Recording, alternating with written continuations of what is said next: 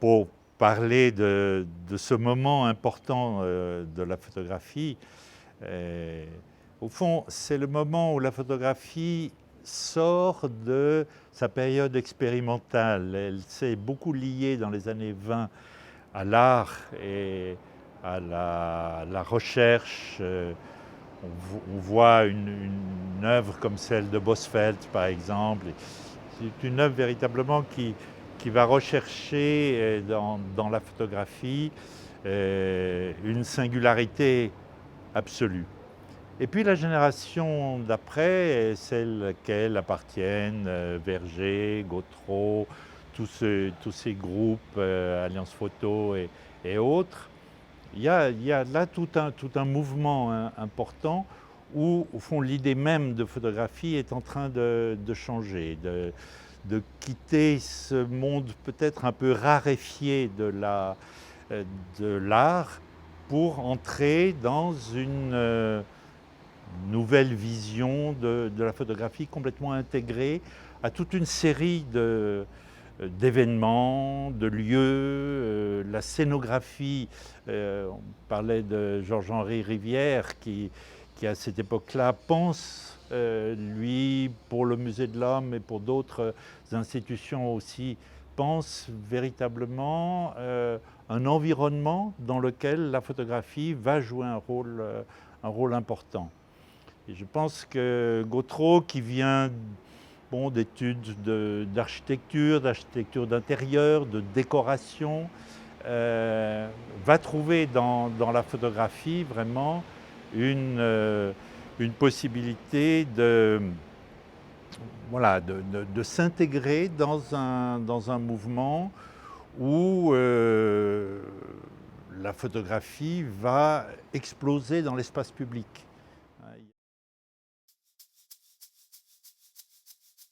Eu fui arquiteto do Museu do Homo,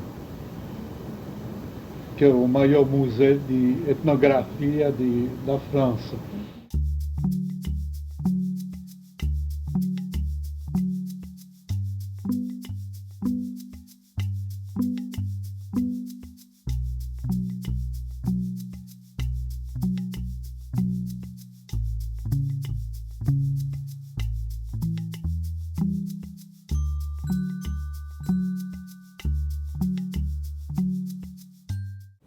O que aconteceu foi o seguinte, é que em 1937 eu viajei para o México.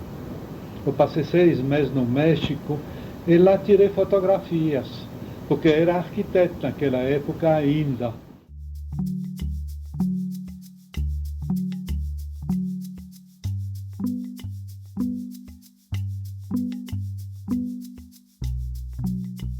Eu fiz uma documentação sobre o Museu Nacional do México com escultura pré-colombiana.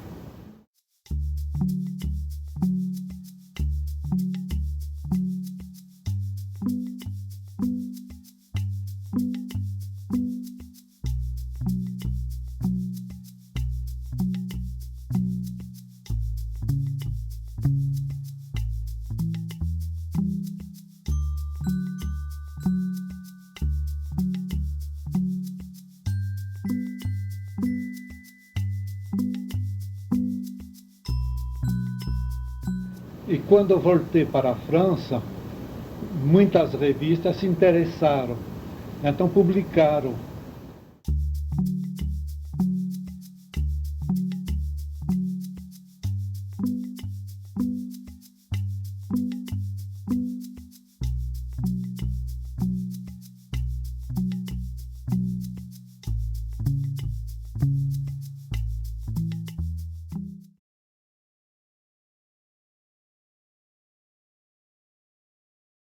Il y a là vraiment une nouvelle dimension publique de la photographie qui est liée aussi à des aspects techniques. Il est certain que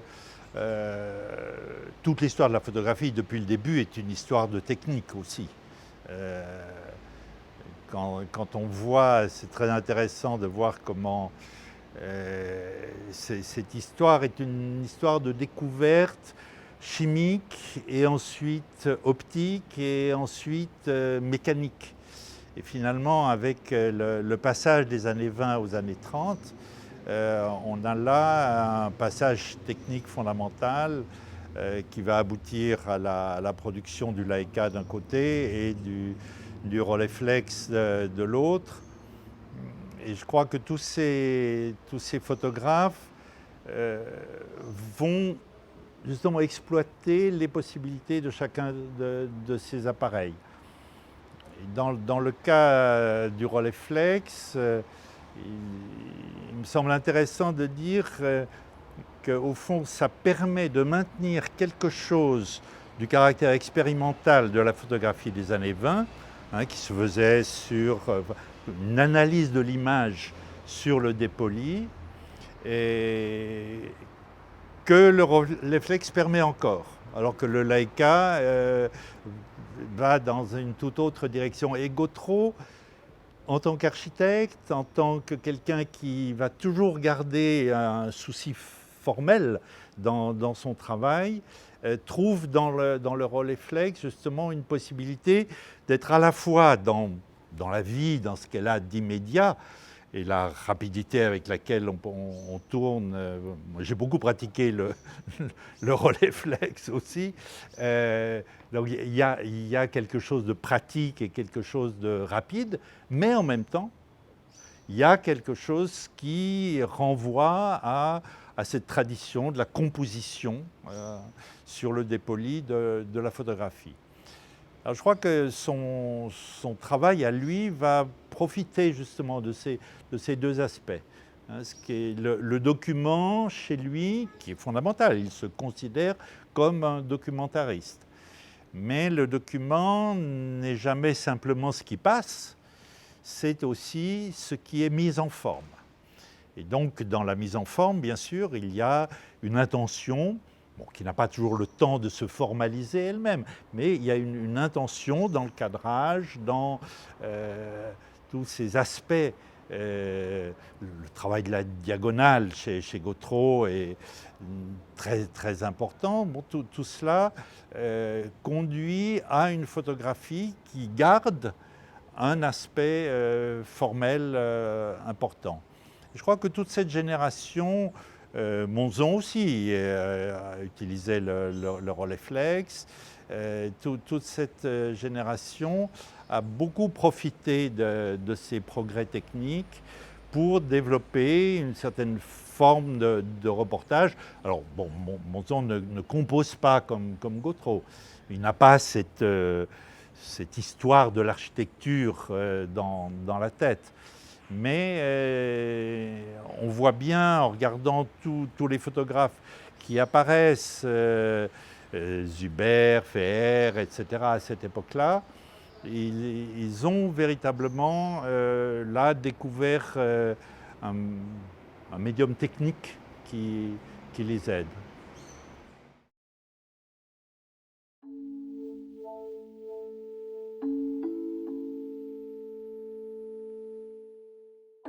E então voltei para a França, trabalhei ainda e quis conhecer então o Amazonas. Depois eu tinha lido o livro do Jorge Amado sobre o Brasil, e então tive desejo de conhecer. E então aproveitar, visitar a Amazônia, como já disse a você, não, descer o Pacífico e acabar com o carnaval carioca. Eu pensava voltar para a França.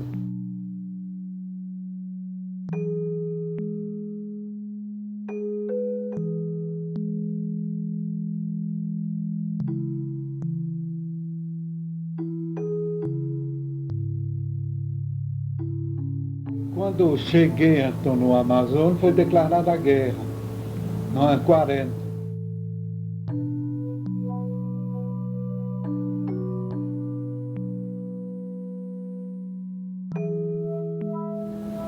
Eu trabalhei muito sobre tudo, desejo de aprender, porque acontece o seguinte: quando eu tiro uma fotografia, quando eu acabei de fotografar e de revelar, já não me interessa.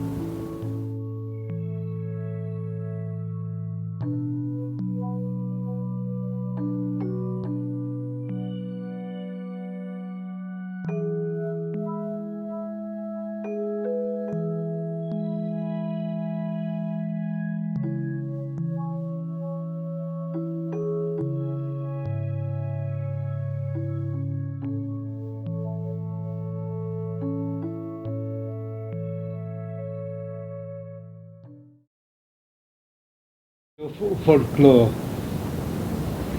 por dizer clássico, vai desaparecendo. Tem que documentar isso.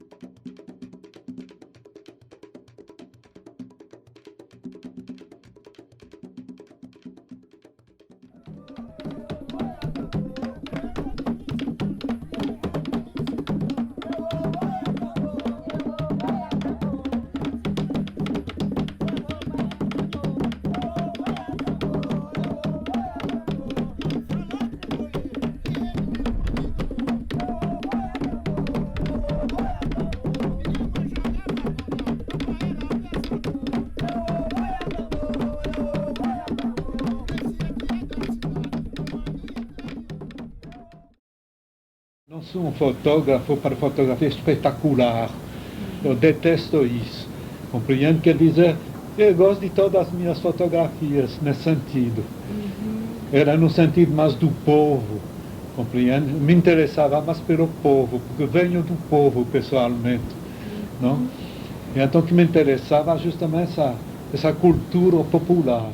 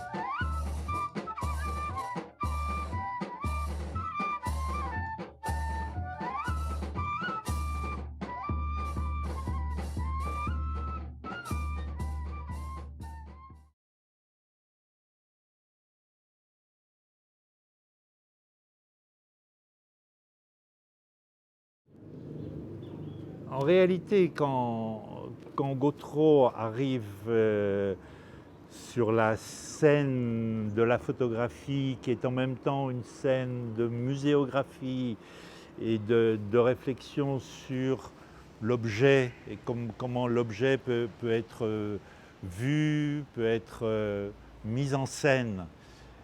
Sa collaboration avec Lúcio Costa dans les missions jésuites qu'il va visiter à San Miguel, par exemple,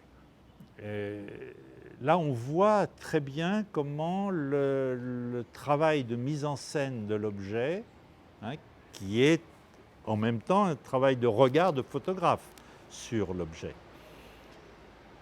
Quand il compose avec Lúcio Costa ce musée, ces espèces de chambres où les sculptures sont là mises d'une certaine façon les unes sur les autres et en même temps très visibles, il y a un projet muséographique baroque, hein, baroque dans sa conception, et en même temps d'un classicisme parfait parce que l'environnement est pur. Ce sont des vitres, mais les objets sont présentés dans leur puissance baroque.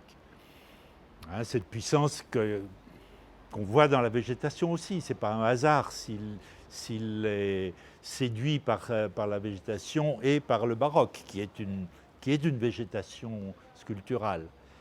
Et il y a là, dans cette collaboration avec Lúcio Costa, je crois, quelque chose qui permet, une fois encore, ce lien entre architecture et l'objet et l'image, la production d'une image. Et la manière qu'il aura de photographier Aleijadinho après va tirer profit de cette expérience qu'il a eue de cet architecte moderniste qui se passionne pour le baroque. Lúcio Costa est le premier disciple de Corbusier au Brésil, mais c'est celui qui va faire le premier musée d'art baroque moderne, dans une conception moderne. Et qu'on retrouvera après cette manière de réintégrer l'histoire du baroque dans la culture brésilienne, qu'on voit chez Maleo de Andrade, qu'on voit même chez Niemeyer d'une certaine façon, l'usage de la courbe.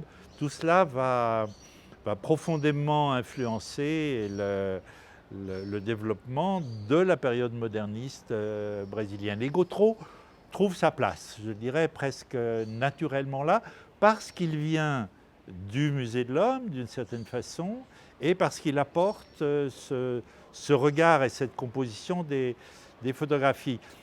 À propos de composition des photographies, je crois qu'il faut parler du travail qu'il fait lui-même dans la séquence. Hein, la séquence photographique est un moment essentiel. Il ne fait pas une photo, il fait une série de photographies qu'il va retravailler dans un deuxième temps pour faire des planches de contact. Et les planches de contact sont déjà une deuxième étape, hein, un premier travail de sélection, de réorganisation de la séquence première qu'il a fait.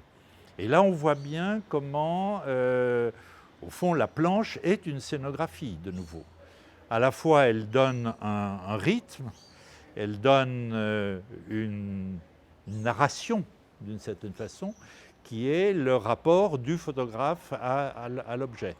En tant que c'est un rapport qui se construit dans la temporalité et qui se construit dans la manière de faire apparaître les différents aspects de l'objet, s'il s'agit d'une sculpture ou d'un espace, d'une situation spatiale, s'il s'agit d'architecture. Et il y a là donc trois moments. La première séquence, la deuxième qui est repensée et mise en forme dans la planche contact, et puis la troisième qui sera la sélection d'une photographie en particulier, pour une publication ou pour une exposition. Et là, on voit très bien comment le photographe lui-même réfléchit sur son propre travail à travers la mise en place du dispositif qui se développe dans le temps de ces différentes séquences. Et ça je pense que c'est très, très important. On voit bien quand Gautreau présentait lui-même toujours son travail à partir de ses planches contact. C'était comme ça quand j'ai eu l'occasion de le rencontrer. Il m'a sorti des planches. Après, on pouvait tirer un négatif ou un autre. Mais il y avait une pensée organisatrice, toujours. E quando ia para Ouro Preto, naquela época a gente ia de trem. Não tinha nem ônibus, nem coisa nenhuma, ia de trem. Quando voltava de trem, parava em Congonhas cada vez, porque adorava ficar lá 2, 3 dias.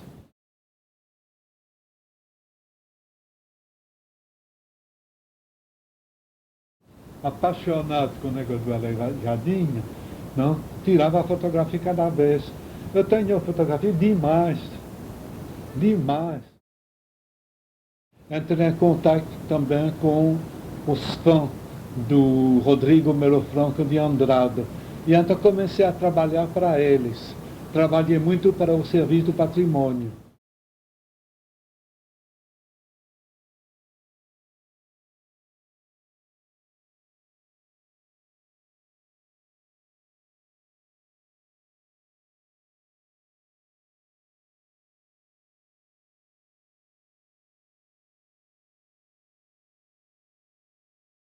Il est clair que profondément l'œuvre de Gautreau, son œuvre photographique,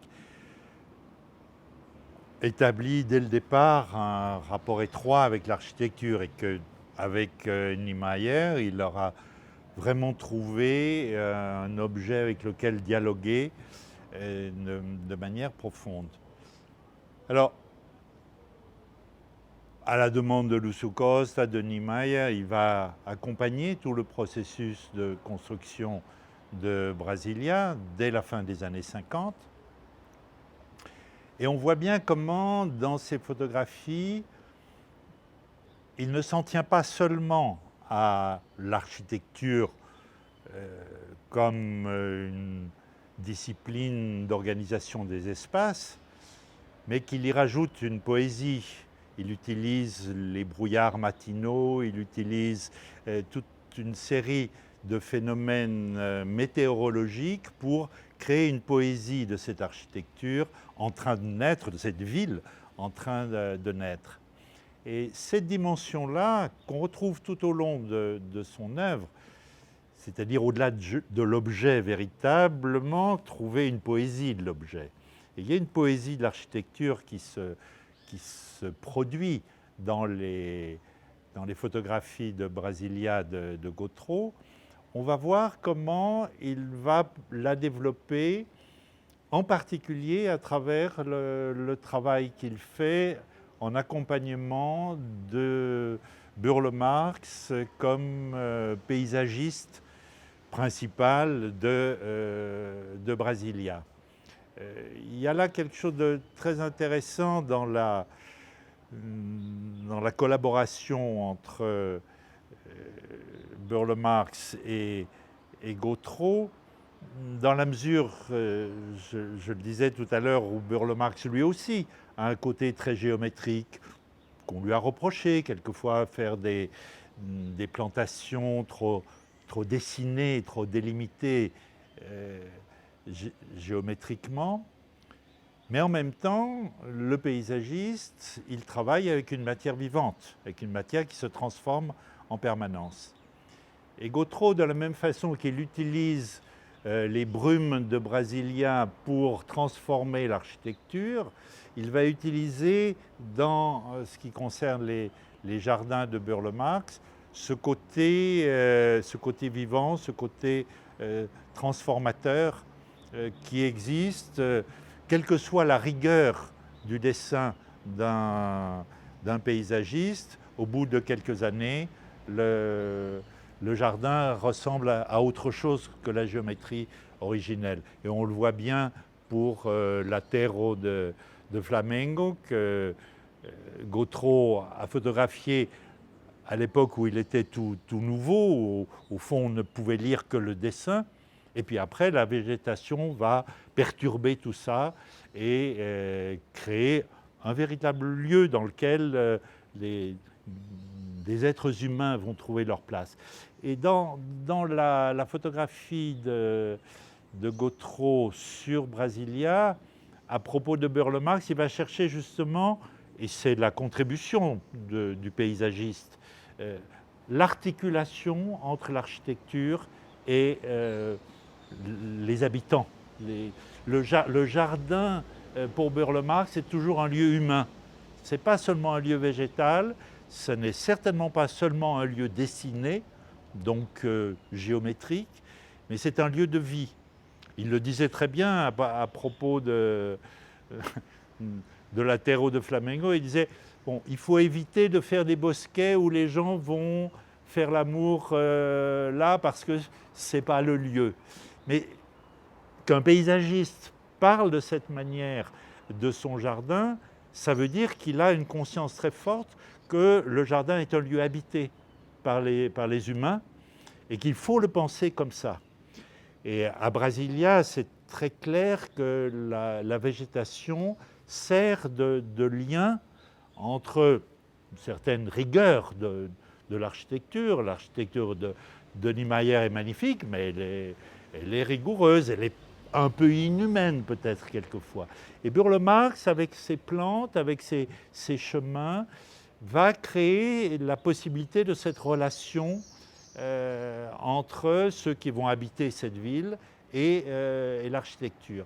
Et je crois que Gautreau a très bien capté cette fonction de médiation entre l'humain, parce que chez lui, on le voit bien dans toutes ses photographies, l'humain est fondamental.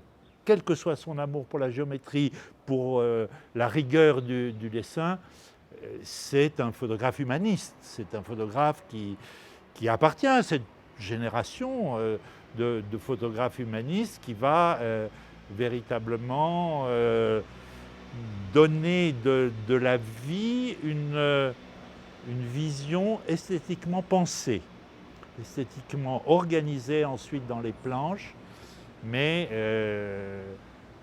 d'où l'homme n'est jamais vraiment absent. Et je crois que ça, c'est important dans l'œuvre de Gautreau et dans son regard sur le travail de Burle Marx.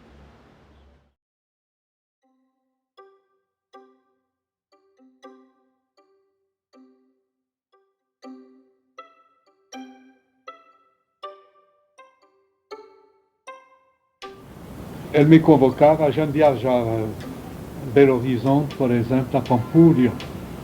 A gente ficou muitos dias em Belo Horizonte.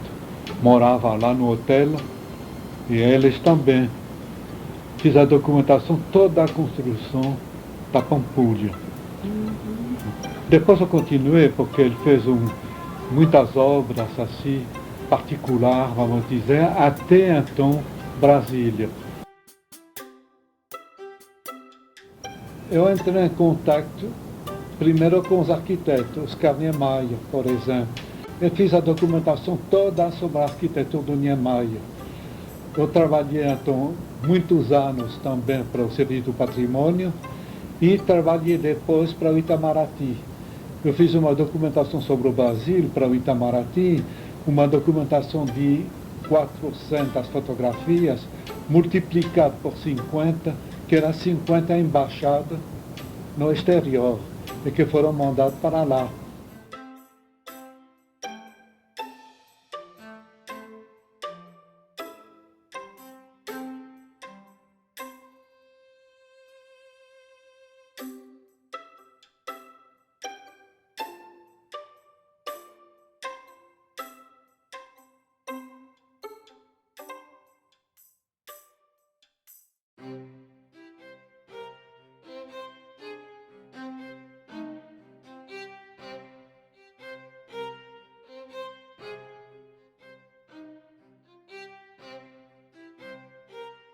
eu ia lá para Brasília, eu ficava lá.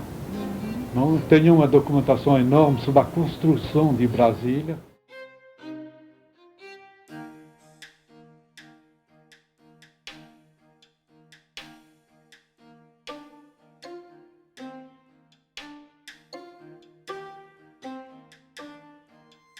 A revista Módulo, a pedido do José Aparecida, que era prefeito de Brasília, me pediram documentação sobre a construção de Brasília. Mas eu quis ir muito longe. Eu quis mostrar as favelas, compreende? A cidade satélite na origem. Recusaram, porque era muito feio. Tinha a construção popular, né? Que eu achei fabuloso mesmo, de iniciativa, de inteligência. Não quiseram. Era muito feio.